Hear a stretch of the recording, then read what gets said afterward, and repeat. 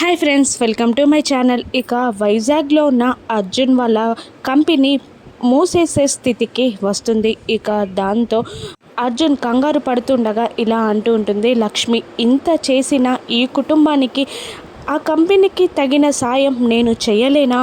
నేను ఖచ్చితంగా చేస్తాను. ఆ కంపెనీని నిలబెట్టడానికి నా వంతు సాయం నేను చేస్తాను. ఇంతకీ ఆ కంపెనీ ఎక్కడుంది అని అడుగుతూ ఉంటుంది లక్ష్మి.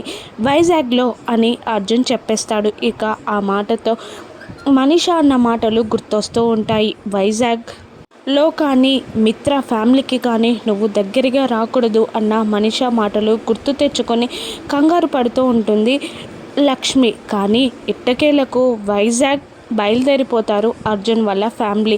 అర్జున్ వాళ్ళ అమ్మగారు, అర్జున్, లక్ష్మి, జున్ను అందరూ బయలుదేరిపోతారు. ఇక కార్లో వస్తుండగా లక్ష్మి మనసులో ఇలా అనుకుంటుంది, ఎక్కడికెక్కడికో తిరిగి నా ప్రయాణం మళ్ళీ వైజాగ్కే సాగిందన్నమాట. దేవుడా, ఎటు తీసుకెళ్తున్నావు అని లక్ష్మి మనసులో అనుకుంటూ కార్లో వస్తూ ఉంటుంది. ఇక అదే టైంలో భాస్కర్, సుధా కూడా వైజాగ్కి చేరుతారు. ఇక ఆటోలో ఉన్న భాస్కర్, సుధా కార్లో ఉన్న లక్ష్మిని చూసేస్తారు. ఇక సుధా భాస్కర్కి అదిగోండి లక్ష్మి అని చెప్తూ ఉండగా ఆటో దిగి భాస్కర్ లక్ష్మి లక్ష్మి అని అరుస్తూ ఉంటాడు. ఇంతకీ లక్ష్మి భాస్కర్ని చూస్తుందా?